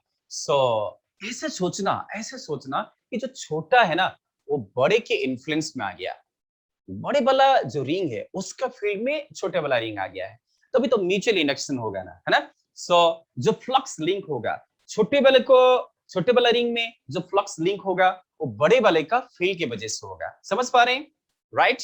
Flux linking with the smaller coil is due to field of bigger coil, तो इसलिए हम फील्ड निकालते हैं। चलो बच्चों B1 निकालते हैं। So B1 will be equals to mu not I by 2 R1, ये है रिंग का मैग्नेटिक फील्ड का एक्सप्रेशन। सो दैट फ्लक्स किससे लिंक हो रहा है, सेकंड में, छोटे को 2 और बड़े को 1 मान लिया, फाई 2 क्या हो गया, B1 into A2। देखो बच्चों, छोटे वाला कॉइल जिसको हम सेकंड कॉइल बोल रहे हैं, उसके साथ जो फ्लक्स लिंक होगा वो बड़े वाला कॉइल का फील्ड की वजह से होगा। तो मैंने फील्ड बड़े वाले का लिया और एरिया छोटे वाले का लिया, है ना। तो ये क्या हो गया, mu not I by 2 R1 into area को क्या लिख सकते हो, पाई R2 स्क्वायर, समझ पा रहे क्या नहीं। हाँ ये फाई 2, और इसको हम क्या लिख सकते हैं, इसको लिख सकते हैं M I phi 2 is equal to M I, समझा। एम को बोलते हैं म्यूचुअल इंडक्टेंस, एम को क्या बोलते हैं, म्यूचुअल इंडक्टेंस। तो बस इसको कंपैरिजन कर देना, ये तो आपको पता ही है मैग्नेटिक फील्ड, तो क्या मिला, तो म्यूचुअल इंडक्टेंस किसको प्रोपोर्शनल है, this is proportional to R2 square divided by R1। R2 square by R1 को प्रोपोर्शनल है। कौन सा ऑप्शन सही है, इनमें से कौन सा ऑप्शन सही है, यस स्टूडेंट्स ऑप्शन आ चुका है, इसका आंसर कौन सा आएगा, 1 आएगा, राइट। चलिए आगे मूव करते हैं, नेक्स्ट क्वेश्चन। अगले क्वेश्चन को पढ़िए, क्वेश्चन को बढ़िया से पढ़ लीजिए, दिनेश पढ़ लीजिए, क्वेश्चन पढ़ लीजिए। हाँ ये क्वेश्चन आपको इलेक्ट्रिसिटी से पूछा गया है, इलेक्ट्रिसिटी का क्वेश्चन है, इसको कैसे सॉल्व करेंगे, इसको कैसे सॉल्व करना है। हाँ बहुत ही सिंपल है, यहाँ पे करंट का डिस्ट्रीब्यूशन दिखना पड़ेगा ना आपको। बच्चों देखिए यहाँ पे क्या हो रहा है, करंट यहाँ से निकला I1 करंट, इसका I2 चला गया, I3 चला गया, इस ब्रांच से इसका करंट को I1 बोला गया है। हाँ पढ़ पा रहे हो, इसका करंट I2 है, इसका करंट I3 है। स्टूडेंट्स बहुत ही सिंपल है, आपको मालूम है पैरेलल कॉम्बिनेशन में पोटेंशियल डिफरेंस सेम होता है ना। हाँ तो इन दोनों के अक्रॉस भी को सेम कर देंगे, और क्या भी क्या होता है, IR होता है ना, सो भी को सेम कर देंगे। सो PD सेम, पोटेंशियल डिफरेंस क्या हो गया, सेम हो गया। सब उसमें PD मतलब पोटेंशियल डिफरेंस, इसको सेम कर देना।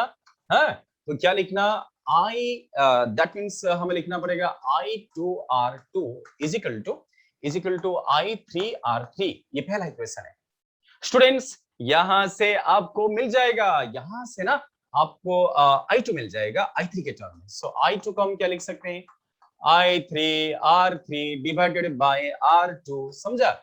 इसके इक्वेशन 1 ले लेते हैं बस, और उसके बाद टोटल करंट को आप क्या लिख सकते हैं, टोटल करंट I1 को हम लिख सकते हैं, I1 को लिख सकते हैं I2 प्लस I3, और हमें क्या चाहिए, हमें रेशियो चाहिए। देखो आपका टारगेट क्या है, I3 पे I1 चाहिए, तो आप क्या करो, बदल दो, आप I2 को I3 के टर्म में बदल देंगे ना, so I3 R3 by R2 plus I3 is equal to I1 निकल गया, यहां से आपका आंसर आ जाएगा, right. So R3 by R2 plus 1 into I3 और इधर क्या है I1 निकला, यहां से आपका रेशियो आ जाएगा। स्टूडेंट्स बोलिए कौन सा ऑप्शन सही आ रहा है? ये आएगा ऑप्शन नंबर 3, इसको सॉल्व कर दीजिए, थर्ड ऑप्शन आ गया, राइट। ठीक है, चलो आगे बढ़ते हैं, next question. A particle of mass m is projected with a velocity v is equal to k times v. ve क्या है? escape velocity है। स्टूडेंट्स escape velocity का फॉर्मूला याद है आपको? इसका फॉर्मूला है 2gm by r का अंडर रूट। इसको हमें इस्तेमाल करना पड़ेगा, राइट। तो मैक्सिमम हाइट हमें कैलकुलेशन करना है। स्टूडेंट्स बच्चे देखो इस क्वेश्चन में बड़ी आसानी से सॉल्व कर सकते हैं। आपको बस कंसेप्ट लगाना है, कंजर्वेशन लॉस लगाना है।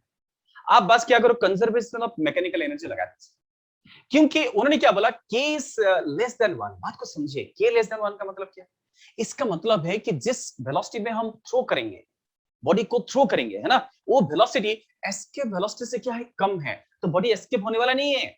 इसका मतलब क्या है, आपको कंफ्यूज करने के लिए, इसलिए बच्चे देखो यहां से हम थ्रो करेंगे तो ये कहां तक तो जाएगा, एस्केप नहीं होगा और वहां पे उसकी वेलोसिटी जीरो हो जाएगा। इनिशियली जैसे ये पार्टिकल को हम थ्रो कर रहे हैं, उसको v स्पीड दे रहे हैं, v कितना है, k टाइम्स v, और आखिरी में यहाँ पे इसका वेलोसिटी क्या होगा, जीरो। ये होगा h मैक्स, मैक्सिमम हाइट। समझ पा रहे हैं? ओके, तो एक काम करते हैं, अर्थ का मास को कैपिटल M और उस बॉडी का मास को स्मॉल m ले लेते हैं। अब आप क्या कीजिए, कंजर्वेशन लॉज अप्लाई कीजिए, conservation of mechanical energy apply कर दीजिए। So applying conservation of mechanical energy, कम मतलब कंजर्वेशन ऑफ मैकेनिकल एनर्जी, तो k और p का एडिशन को कांस्टेंट करना है। तो क्या करें, इनिशियली k कितना लिखना पड़ेगा, half small m into v square. v square का मतलब है, v स्क्वायर का मतलब है यहाँ पे k स्क्वायर v स्क्वायर, समझा। ये इनिशियल काइनेटिक एनर्जी है और potential energy g capital M small m divided by capital R, because capital R अर्थ का रेडियस है। और फाइनली जहां तक गया वहां तो वेलोसिटी जीरो हो गया, वहां पे काइनेटिक एनर्जी जीरो हो गया, सिर्फ पोटेंशियल एनर्जी आएगा minus g capital M small m by R plus h, समझा। तो यहाँ पे देखो सारे स्मॉल m कट जाएंगे, है ना। सो कट स्मॉल m जो है कट हो गया। इसको सॉल्व करना, इसको सॉल्व करने के बाद डेफिनेटली आपका आंसर आएगा, बिकॉज आपको एस्केप स्पीड का वैल्यू पुट करना पड़ेगा। ये आएगा half k square, escape speed का स्क्वायर, ये फॉर्मूला पुट करो तो ये आएगा 2g capital M by R, हाँ, minus g capital M by R is equal to minus g capital M by R plus h। देखो तो इससे फिर क्या होगा, gm कट, gm कट, बस अब क्या रह गया, अब तो हाइट निकल जाएगा, है ना। तो इसको कैलकुलेशन करके देखना कौन सा ऑप्शन आता है, इसको कैलकुलेशन करके देखना, यहां से हाइट आएगा और ये जो ना, इससे आपको फर्स्ट आंसर शायद आ जाएगा। आंसर 1 आएगा क्या, आर के स्क्वायर बाय 1 माइनस के स्क्वायर। यस, इसको सॉल्व करके देखिए, इससे आर के स्क्वायर बाय 1 माइनस के स्क्वायर आंसर आता है, ठीक है। तो देखो इस क्वेश्चन ग्रेविटेशन का था, इसमें बस एक ही कंसेप्ट लगा, कंजर्वेशन ऑफ मैकेनिकल एनर्जी। चलिए आगे बढ़ते हैं। Uniform conducting wire of length 12A and resistance R is wound up as a current carrying coil in the shape of equilateral triangle or square। ओहो, उसने क्या किया कि वायर ले लिया, वायर लेकर उसको दो अलग अलग प्रकार का कॉइल बनाया, बस इतना ही काम। वायर लेकर अलग अलग प्रकार का कॉइल बनाया, एक ट्रायंगुलर कॉइल बनाया और एक स्क्वायर बनाया। अच्छा, तो कुछ नहीं, बस एक स्क्वायर बना देते हैं, एक स्क्वायर बनाया, स्क्वायर कॉइल बनाया और एक ऐसा इक्विलैटरल ट्रायंगुलर कॉइल बनाया। तो नंबर ऑफ टर्न्स दोनों में सेम नहीं होगा, क्योंकि इसका साइड ए है, इसका भी साइड क्या है, ए है, इसका भी साइड ए है, ये सभी साइड भी ए है, तो इसमें नंबर ऑफ टर्न्स कितना आएंगे, ये आपको ढूंढना पड़ेगा। नंबर ऑफ टर्न्स, इसका भी नंबर ऑफ टर्न्स कितना होगा, ये आपको ढूंढना पड़ेगा। समझिए इसका N1 टर्न्स है, N1 टर्न्स और इसका N2 टर्न्स, तो ये ढूंढना पड़ेगा ना हमें। हाँ, थोड़ा सा ज्योमेट्रिकल आइडिया लगाना है, हाँ? आप कर सकते हो, क्योंकि टोटल लेंथ ना 12 है दे दिया। So N1 into 4A is equal to 12 है, जहां से N1 कितना मिल गया, 3। ये तीन बार घूमेगा, क्योंकि 1 2 3 4 है ना, इसका पेरीमीटर 4 आ रहा है ना। अच्छा, सिमिलरली यहां पे क्या करेंगे, N2 into 3A is equal to 12 है, तो यहां से N2 कितना मिला, 4। इसका नंबर ऑफ टर्न्स 3 है और इसका नंबर ऑफ टर्न्स 4 है। ये निकल गया। फिर आपको निकालना है मैग्नेटिक डाइपोल मोमेंट। अरे बच्चों, जब कोई कॉइल में करंट पास करते हैं उसका मैग्नेटिक डाइपोल मोमेंट का फॉर्मूला क्या होता है? इसका फॉर्मूला होता है current into area of coil. पढ़े हो क्या नहीं? ये फॉर्मूला का इस्तेमाल करेंगे तो M1 कितना होगा, और नंबर ऑफ टर्न्स को मल्टीप्लाई करना पड़ेगा, नंबर ऑफ टर्न्स जो है इसको भी मल्टीप्लाई करना पड़ेगा। सो N1 I इंटू इसका एरिया कितना आएगा? A square. हो तो इसका क्या होगा? M2 will be equals to N2 I into triangle का area, half base into height, half base into height. ये देखो equilateral triangle students, equilateral triangle का हाइट कितना होता है? हाँ, ये होता है √3, राइट, √3a/2 होता है, पता है ना? ये इक्विलैटरल ट्रायंगल का हाइट है, तो ये ट्रायंगल का एरिया है क्या? Half base into height. बच्चों ये जो हाइट है ना, ये जो हाइट है h, ठीक है, h कितना होता है? इसका हाइट होता है √3/2 इंटू a। इसको पुट कर देना तो इससे आपको M1 आ गया, M2 आ गया। अब इसका आंसर निकाल सकते हैं, ये आएगा 4I √3a²/4। 4 कट गया, सो I इंटू √3a², और ये कितना आएगा? 3 इंटू I² देखो M1 आ गया, M2 आ गया। हमें क्या चाहिए? हमें एक्चुअली यहाँ पे क्वेश्चन वही पूछा गया है कि इसका मैग्नेटिक मोमेंट क्या होगा, what will be magnetic moment. तो कौन सा ऑप्शन सही आ रहा है? ये आंसर तो 2 आ रहा है ना? हाँ जी, ये इसका आंसर कौन सा आएगा? 2 आएगा, समझे? तो ऐसे इस क्वेश्चन को सॉल्व करना है, पहले नंबर ऑफ टर्न्स ढूंढ लेना, नंबर ऑफ टर्न्स ढूंढ के फिर मैग्नेटिक मोमेंट का फॉर्मूला लगा देना, पूरी हो जाता है। चलो बच्चों नेक्स्ट आगे मूव करते हैं। Step down transformer connected to an AC mains supply up to 20 volt is made to operate at 11 volts and 44 watts। बच्चों ट्रांसफार्मर म्यूचुअल इंडक्शन में काम करता है ना? प्राइमरी कॉइल, सेकेंडरी कॉइल, इसमें होता है ना। पर इस क्वेश्चन में इतना कुछ करने की जरूरत नहीं, डायरेक्टली आपको पावर लॉस को यहाँ पे निगलेक्ट करना है। इग्नोरिंग पावर लॉस मतलब पावर लॉस को लेना ही नहीं। अच्छा तो हो गया, और क्या? डायरेक्टली क्या करो, डायरेक्टली इनपुट पावर को हम क्या करेंगे? Input current into input voltage, ये कर देंगे। इनपुट पावर आपको 44 वाट दिया है क्या? अच्छा 44 वाट दिया है, और करंट कितना दिया है? ये इनपुट, हाँ ये इनपुट पावर 44 वाट दे दिया, इनपुट करंट निकालना है। अच्छा, और वोल्टेज कितना दे दिया? 11 वोल्ट, ये वाट में है, तो इसका आंसर आ गया। सो इनपुट करंट कितना आएगा? ये तो 4 एम्पियर। हाँ, इस क्वेश्चन में बस कंफ्यूज करने के लिए ऐसे दे दिया। सो यहाँ पे करंट इंटू वोल्टेज 11 वोल्ट में ऑपरेट करना है। अच्छा अच्छा अच्छा, एक मिनट स्टूडेंट्स, यहाँ पे इंफॉर्मेशन और एक बार थोड़ा अच्छा देखना पड़ेगा, ऐसा नहीं है। इंफॉर्मेशन और एक बार देख लीजिए। Step down transformer connected to an AC main supply to 20 volt is made to operate at 11 volt. अच्छा, इनपुट वोल्टेज कितना? 220 है। सुनो, इनपुट वोल्टेज 220 है और आउटपुट वोल्टेज कितना है? 11 वोल्ट है। यस, ये 220, ये 11 वोल्ट है, और पावर कितना है? 44 वाट है। और what is the current in primary circuit, मतलब हमको प्राइमरी सर्किट का करंट चाहिए, समझे? प्राइमरी सेकेंडरी दो सर्किट रहेगा इसमें, है ना?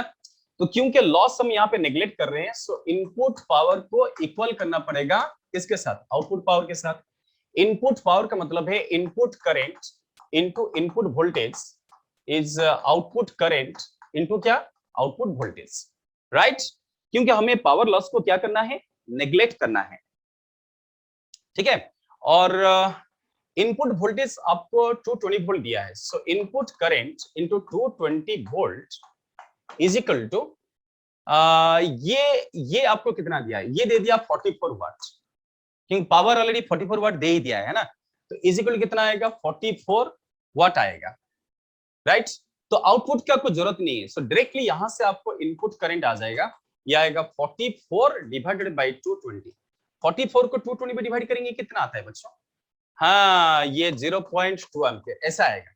आउटपुट का कुछ इंफॉर्मेशन का जरूरत नहीं, डायरेक्टली एक क्वेश्चन है, ठीक है? तो इसका आंसर कौन सा आ गया? 2 is the right answer to this question. चलो बच्चों आगे मूव करते हैं। LCR series circuit containing inductance दे दिया, कैपेसिटेंस दे दिया, रेजिस्टेंस दे दिया, connected to 230 volt variable frequency. Angular frequencies of the source at which power transfer to the circuit is half the power at resonant frequency। Students याद कीजिए, resonant frequency में क्या होता है? LCR सीरीज सर्किट, याद करो है ना। एल इंडक्टर, कैपेसिटर और रेजिस्टर तीनों सीरीज में है। बच्चों याद रखिए, ऐसी सर्किट का क्वेश्चन है, ये वाला सर्किट है एल सी आर, सबकी वैल्यू आपको दे दिया। जो रेजोनेंट फ्रीक्वेंसी है when omega naught is equal to 1 by LC का रूट, ओमेगा नॉट को चलो रेजोनेंट फ्रीक्वेंसी मान लेते हैं, है ना।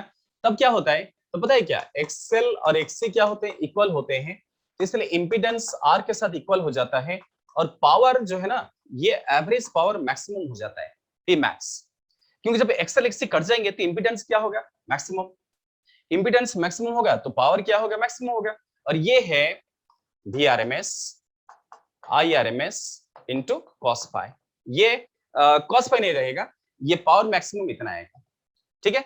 ये कब, ये मैं रेजोनेंस का बात कर रहा हूं। सो दिस इज, ये जो कुछ मैंने करवाया, दिस इज एट, क्या लिखना पड़ेगा, एट रेजोनेंस, रेजोनेंस में ये होगा, राइट। तो अभी इसने क्या बोला कि अभी का जो पावर कंज्यूमेशन होगा उसका हाफ होना है, राइट। तो कौन सा फ्रीक्वेंसी में मैक्सिमम पावर का हाफ कंज्यूम होगा। बच्चों चलिए काम करते हैं। सो पावर का फॉर्मूला क्या है, V R M S I R M S into cos phi, है ना। इसके जगह हमें क्या लिखना पड़ेगा, उसका हाफ लिखना पड़ेगा। So V R M S I R M S by 2 is equal to V R M S I R M S into cos phi. बच्चों यहां से आपको कॉस फाई आता है 1/2, ओके। और आपको अगर याद होगा, आप वो इंपीडेंस डायग्राम याद कीजिए। इंपीडेंस डायग्राम में क्या होता है कि ये अगर R है, इसको हम लिख सकते हैं XL माइनस XC, क्योंकि XL ऊपर आएगा, XL ऊपर आएगा और XC नीचे आएगा, तो उसका डिफरेंस कितना आएगा, XL माइनस XC। यहाँ पे फेज रिलेशन देखना पड़ता है, दोनों के बीच में फेज डिफरेंस कितना है, पाई रेडियन होता है। तो जिसके कारण क्या होगा, ये इसका रिजल्टेंट इस तरफ आएगा, और रिजल्टेंट क्या होगा, Z होगा, ये भी XL माइनस XC होगा, ये फाई होगा। तो यहाँ से cos फाई कितना आएगा, R बाई Z आएगा, cos phi will be R by Z, right. तो ये जो cos phi R by Z आएगा, तो हमें यहाँ पे क्या मिला, cos फाई कितना मिला, 1/2 मिला, राइट। cos फाई 1/2 मिला, इसका मतलब R बाई Z कितना मिलेगा, 1/2। सो R बाई Z अगर 1/2 मिलता है, तो इसका मतलब है Z is equal to 2R। अगर स्क्वायरिंग करेंगे तो Z square is equal to 4R square. ऐसे करते करते आपको ओमेगा की एक्सप्रेशन मिलेगा, राइट। ठीक है। सो Z स्क्वायर कितना आएगा, 4R स्क्वायर, राइट। अब Z स्क्वायर को क्या लिख सकते हैं, इसको लिख सकते हैं R square plus XL minus XC का होल स्क्वायर, ठीक है, is equal to 4R square. क्योंकि ये इंपीडेंस का केसेस है। देखो अभी रेजोनेंस नहीं हो रहा है, रेजोनेंस वाला मैं पहले बता दिया। यहाँ पे क्या हो रहा है, ये सब रेजोनेंस में, ये रेजोनेंस में R मैक्स है। बट अब हम वो ओमेगा ढूंढेंगे, एंगुलर फ्रीक्वेंसी ढूंढेंगे, जिसमें ये पावर जो है पी मैक्स का हाफ होगा। इसको आपको सॉल्व करना पड़ेगा। इसे देखिए, ये आएगा XL minus XC is equal to √3R। XL क्या है, omega L minus 1 by omega C is √3R। देखो बच्चों ये थोड़ा सा लेंदी है, इसे की क्वाड्रेटिक इक्वेशन बनेगा, उस क्वाड्रेटिक इक्वेशन का 2 रूट आएगा, समझ पा रहे हो। देखो इसमें क्या आएगा, ओमेगा L, तो ये क्या आएगा 1। क्या करते हैं, सबके साथ ओमेगा से मल्टीप्लाई करते हैं, तो omega square LC minus minus 1, मैंने क्या किया, ओमेगा C सबके साथ मल्टीप्लाई किया, is equal to √3R into omega C। बच्चों इससे एक क्वाड्रेटिक इक्वेशन बन चुका है, देखा आपने। इस क्वाड्रेटिक इक्वेशन को सॉल्व करोगे तो आपको 2 रूट आएगा। क्या आएगा, मैं आपको लिख रहा हूं। So after solving this quadratic equation, बच्चों इसको अगर आप सॉल्व करते हैं, जैसे कि मैं नेक्स्ट पेज में लेके चलता हूं, तो जैसे इसको सॉल्व करेंगे तो उस, ये जो क्वाड्रेटिक इक्वेशन है, ये देखिए, जैसे इसको सॉल्व करते हैं तो यहाँ पे आपको ये आएगा omega square LC minus √3RC omega, ये इधर आ गया, माइनस 1 इज इक्वल 0। इससे ओमेगा के 2 रूट आएगा, समझ पा रहे हो। वो जो रूट आएगा, ये रूट मैं आपको लिख रहा हूं, ये होगा 1 बाय LC का under root plus minus R by 12। ये ना आप करके देखिए, जब आप इसको क्वाड्रेटिक इक्वेशन को सॉल्व करेंगे तो आपको ऐसा 2 रूट आएगा, समझ पा रहे हो, एक प्लस में आएगा और एक माइनस में आएगा, ठीक है। प्लस में आएगा एक आंसर देगा, माइनस में और एक आंसर देगा। तो ये जो है, अगर हम प्लस साइन यूज करते हैं तो इसमें दो वैल्यूज आएंगे। आफ्टर कैलकुलेशन आपको 2 वैल्यूज आएंगे। एक अगर आपने प्लस में लिया तो 54 आएगा, एक 54 आएगा रेडियन पर सेकेंड, और एक अगर माइनस में लेते हैं तो आपको 46 कैलकुलेशन करना, हाँ 46 रेडियन पर सेकेंड आएगा, समझ पा रहे हैं? ये थोड़ा सा लेंदी है, इस तरीके से लेंदी है, मैं आपको पूरा डेरिवेशन करवाया। बच्चों ये क्वेश्चन देखो, एलसीआर सीरीज सर्किट को लेके क्वेश्चन है और इस क्वेश्चन को ऐसा सॉल्व करना था, ऐसा सॉल्व करना था, है ना। ये थोड़ा लेंदी है, अगर आपको पहले से पता है तो डायरेक्टली फॉर्मूला यूज कर लोगे, है ना। तो फॉर्मूला कौन सा बनाया, ये सब कुछ करते करते फॉर्मूला ये बन गया। स्टूडेंट्स देखिए, सबसे पहले हमने रेजोनेंस में क्या हो रहा है, रेजोनेंस में क्या हो रहा है, पावर मैक्सिमाइज हो रहा है, वो मैक्सिमम पावर को लिखा। बच्चों ये देखो, ये मैक्सिमम पावर किसमें, रेजोनेंस में। उसके बाद अब वो क्या बता रहा है, वो बोल रहा है कि कौन सा फ्रीक्वेंसी में पावर उसका हाफ होगा। इससे cos फाई निकाल दीजिए, cos फाई निकलने के बाद ये ट्रायंगल बना दीजिए, ये इंपीडेंस ट्रायंगल है, इससे cos फाई आएगा, इसको पुट करेंगे, सॉल्व करेंगे, उसके बाद क्वाड्रेटिक इक्वेशन बनाएंगे और क्वाड्रेटिक इक्वेशन बनने के बाद उसके 2 रूट आएगा और उससे आपका आंसर आएगा। बड़ा लंबा प्रोसेस है ना। सो इसका आंसर कौन सा आ गया बच्चों, देखो तो इसका आंसर आ चुका है यस, इसका आंसर 4th वाला आ गया क्या, यस, इसका आंसर 4 आएगा, राइट। तो अभी चलिए बच्चों, नेक्स्ट हम शुरू करते हैं क्वेश्चन नंबर 47, राइट।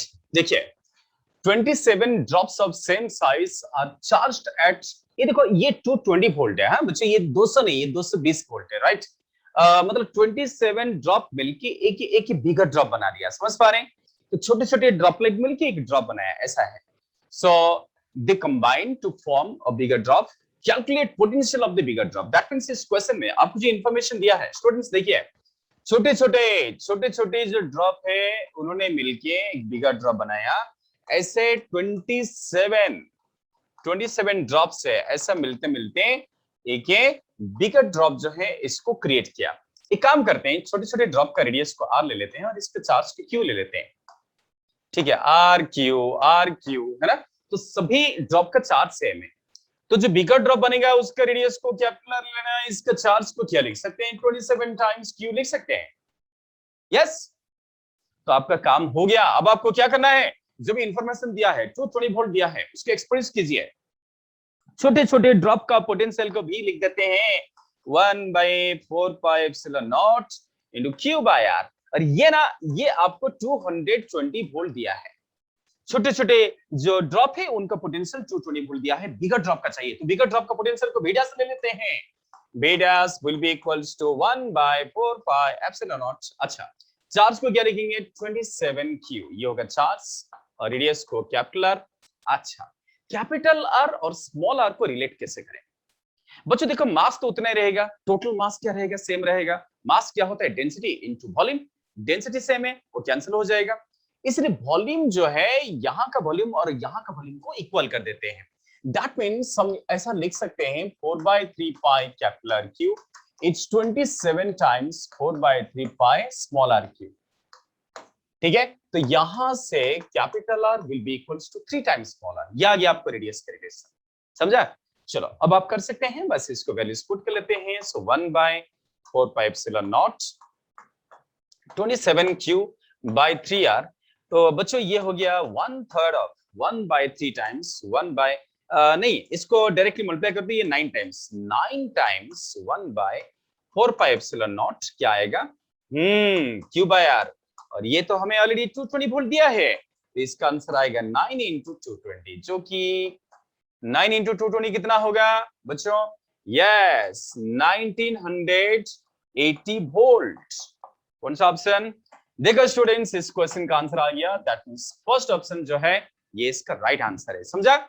ओके चलते हैं आगे, चलते हैं। देखिए forget ball of mass 0.15 kilogram, 0.15 kilogram mass दिया है, ड्रॉप्स कहां से, 10 मीटर हाइट से ड्रॉप किया, strikes the ground and rebounds to the same height. बच्चों जितनी हाइट से ड्रॉप हुआ उतना ही टू हाइट वापस चला गया, ये कोलिजन कैसा है, यस, इसको हम इलास्टिक कोलिजन बोल सकते हैं, है ना। The magnitude of impulse imparted to the ball, बच्चों हमें इंपल्स पूछा गया है, आपको डायरेक्टली थ्योरम यूज करना है, इंपल्स मोमेंटम थ्योरम, और इंपल्स मोमेंटम थ्योरम की वजह से आप इस क्वेश्चन को सॉल्व कर सकते हैं। स्टूडेंट्स यहां कंसेप्ट लगेगा, impulse is equal to change in momentum delta P, है ना।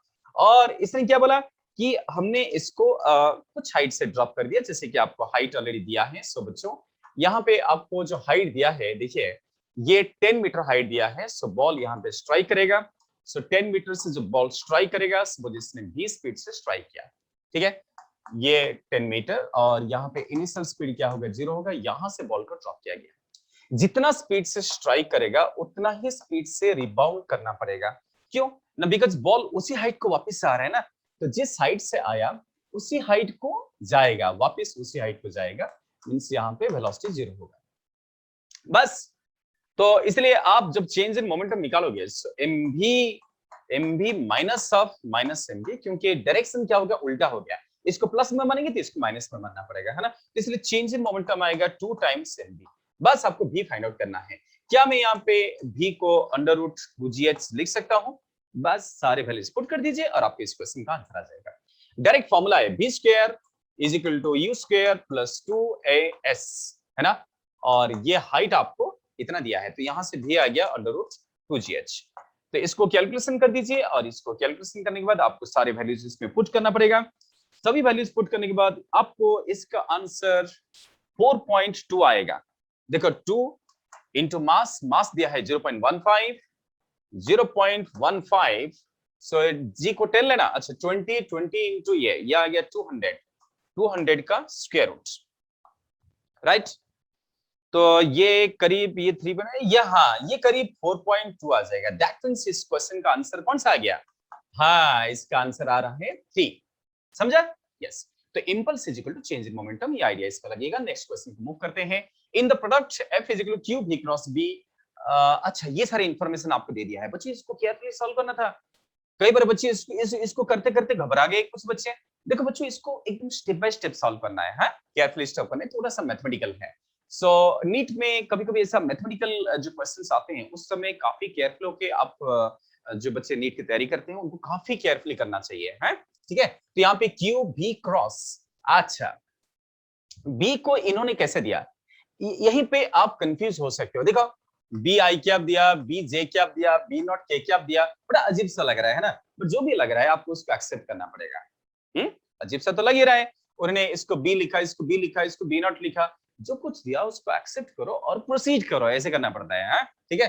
तो ऐसे दिया है, Q1 दे दिया, वेलोसिटी दे दिया, फोर्स दे दिया। सो आपको जो है बी का एक्सप्रेशन पूछ रहा है बच्चों, सिर्फ इसको ना सॉल्व करना है। इस प्रकार के क्वेश्चन को आपको प्रॉपर तरीके से सॉल्व करना पड़ता है। स्टूडेंट्स, फोर्स ऑलरेडी आपको दिया है, ये दे दिया, क्यू कितना दे दिया, 1 दे दिया, तो इसके यहाँ पे पुट कीजिए। सो यहाँ पे ध्यान से देखिए, हम फोर्स को ऐसा एक्सप्रेस कर सकते हैं, force is equal to Q तो 1 है, सो बी क्रॉस बी यानी 2i cap plus 4j cap, ठीक है, प्लस 6k कैप। ये आपको दिया है, और इसको क्रॉस प्रोडक्ट करना है, तो इसको हमें क्रॉस प्रोडक्ट करना है। मैंने भी की जगह इसको पुट किया, ये दे दिया B I cap plus B J cap plus B naught K cap, ठीक है। जो दिया है उसको वैसे पुट कर देना, और क्या। अच्छा, इसको हम क्रॉस प्रोडक्ट डिटरमिनेंट्स निकाल सकते हैं, आई जे के 2 4 6 बी और बी नॉट। इस डिटरमिनेंट को ओपन कर दीजिए, इसको ओपन करेंगे तो आपको एफ वेक्टर आ जाएगा, है ना। कैसे डिटरमिनेंट ओपन करते हैं पता है ना आपको? हाँ, इसको क्या, इसमें जब इसको ओपन करेंगे तो first term positive, last term positive, middle term क्या आएगा, नेगेटिव, पता है ना आपको? हाँ। सो इसलिए यहाँ पे क्या होगा, आई कैप ले लेंगे तो this into this minus this into this, right. So I cap जब लिखेंगे तो आपको मिलेगा 4b नॉट माइनस 6b, ठीक है। First term positive, middle term क्या है, नेगेटिव।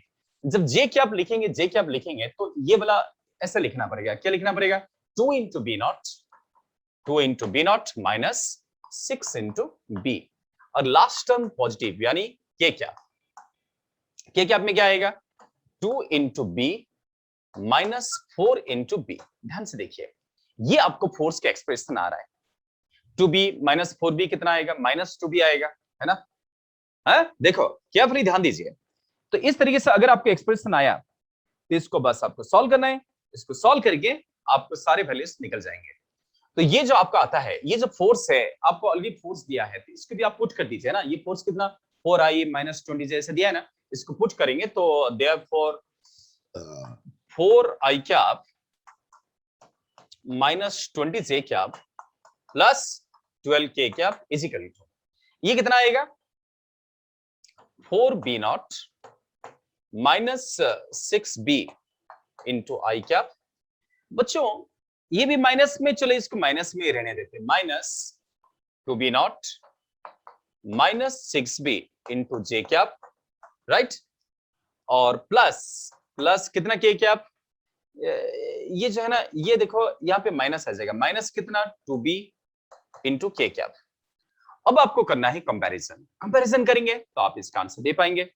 देखो यहाँ पे के कैप को के कैप से इक्वल करना पड़ेगा, तो दैट मींस यहाँ पे 2b कितना है 12, तो इससे आपको b निकल जाएगा। सो कंपैरिजन करेंगे तो इसका मतलब क्या है, माइनस टू बी को हम 12 लिख सकते हैं, जिससे b आपको मिलेगा -6।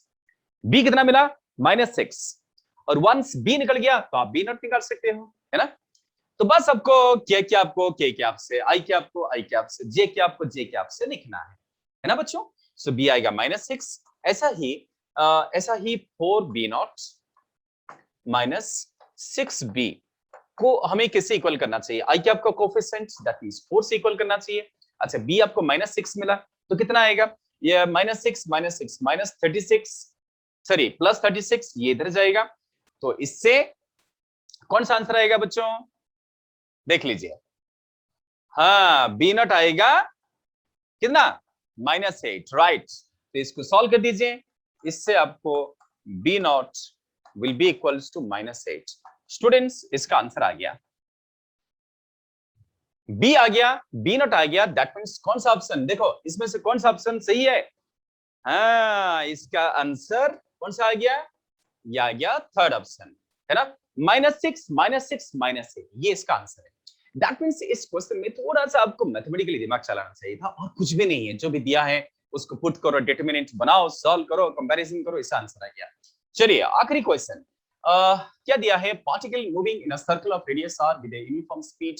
अच्छा सर्कल में घूम रहा है ना, सर्कल का रेडियस आर दिया है बच्चों, और ये यूनिफॉर्म सर्कुलर मोशन कर रहा है, टाइम पीरियड टी है, और टू कंप्लीट वन रिवोल्यूशन।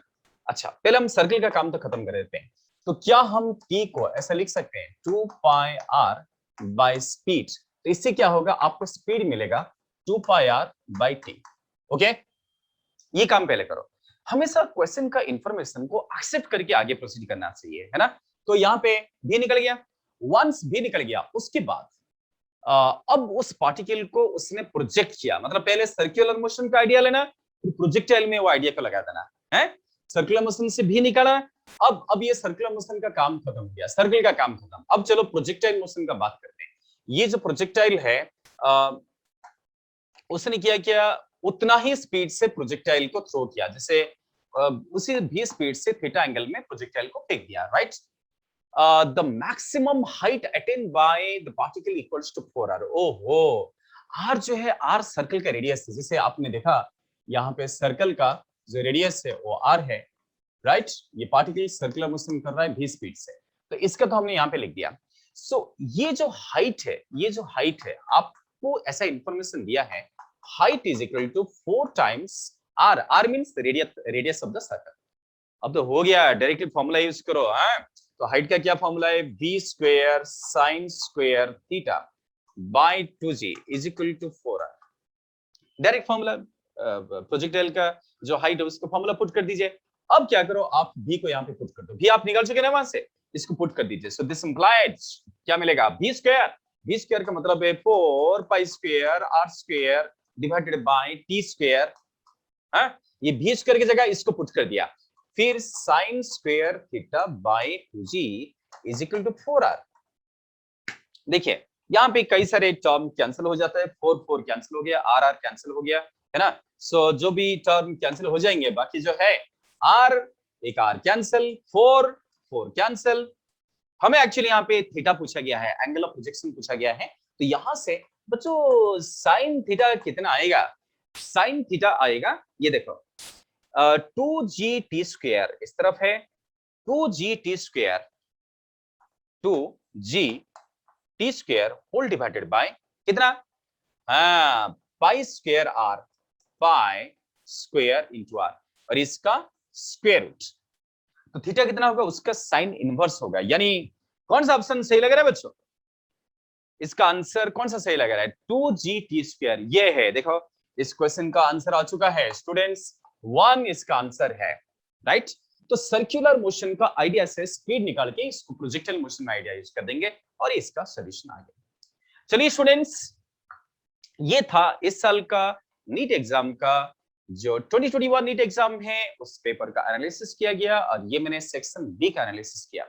तो देखिए, ध्यान से देखिए, सेक्शन ए का एनालिसिस हो गया, सेक्शन बी का एनालिसिस हो गया, तो क्या पता चल रहा है? सेक्शन बी में 15 क्वेश्चन में से आपको 10 क्वेश्चन तो करना है, बट क्वेश्चन थोड़ी सी टफ है सेक्शन ए के कंपैरिजन में, ठीक है ना? तो ये आपको माइंड में रखना है। और जब भी कोई भी क्वेश्चन सॉल्व करते हैं, सो फिजिक्स में आप ना बड़ी आराम से क्वेश्चन सॉल्व कर सकते हो। बस आपको क्वेश्चन का जो लाइन है इसको पकड़ के चलना है। हमेशा ट्राई कीजिए क्वेश्चन का इंफॉर्मेशन को अच्छे से समझने के लिए। अगर आपने इंफॉर्मेशन समझ में आ गया और आपका प्रोसीडिंग सही हो गया, आप डेफिनेटली सही कर लेंगे। थोड़ा सा आपको प्रैक्टिस चाहिए। अगर आप प्रैक्टिस अच्छे से किए हैं, प्रैक्टिस अगर आपका अच्छे से हुआ है और आप क्वेश्चन का जजमेंट बराबर कर पा रहे हैं, तो आप 100% करके आएंगे, ठीक है? चलिए बच्चों, आप लोग अच्छे से प्रिपरेशन कीजिए और ये सेशन मोस्ट प्रोबेबली आपको काफी ज्यादा हेल्पफुल होगा। आपको ये डिटर्मिनेशन में हेल्पफुल होगा कि जो नीट के पेपर्स कैसे पूछे जाते हैं, ठीक है? तो ऐसा हम बहुत बढ़िया-बढ़िया सेशन लेके आएंगे। सो आप लोग जो है आपका प्रिपरेशन को अच्छे से मेंटेन रखिए। देखिए, मेंटेन रखना बहुत ही इंपॉर्टेंट है। आपको एक प्लान स्टडी करना चाहिए। आपका पूरा-पूरा काम जो है प्लानिंग के तहत होना चाहिए। कभी भी हैप्पीजर्डली रैंडमली पढ़ने से उसका कोई भी आउटपुट नहीं मिलता है, राइट? और आपका लाइफस्टाइल भी अच्छे से ध्यान दीजिए, जैसे कि सवेरे जल्दी उठना, रात को जल्दी सो जाओ, सवेरे जल्दी उठ जाओ। ये आपका तरीका होना चाहिए। कई बार बच्चे आजकल बच्चे क्या कर रहे हैं, रात को लेट नाइट तक पढ़ना, लेट में जागना, ये पूरा लाइफ साइकिल जो है ना आपका डिस्टर्ब हो जाता है। ये पूरी तरफ से साइंटिफिक नहीं है, राइट? ये साइंटिफिक भी नहीं है। आपको जल्दी सोना है, जल्दी उठना है और प्लानिंग के हिसाब से काम करते रहना है, ठीक है? सो इसलिए आप लोग एन्जॉय कीजिए, पढ़ाई को मजेदार तरीके से एन्जॉय कीजिए और बर्डन मत लीजिए, मेहनत कीजिए, प्रैक्टिस कीजिए, अपने कमजोरी पॉइंट्स पे ध्यान दीजिए और डेफिनेटली आप सक्सेस हो पाएंगे, हैं? सो क्वेश्चन सॉल्व करते टाइम क्वेश्चन को अच्छे से पढ़ो, समझो, फिर आप डेफिनेटली आप इसको सॉल्व करोगे, ठीक है? चलिए, all the best, next class मिलते हैं। गुड बाय बच्चों।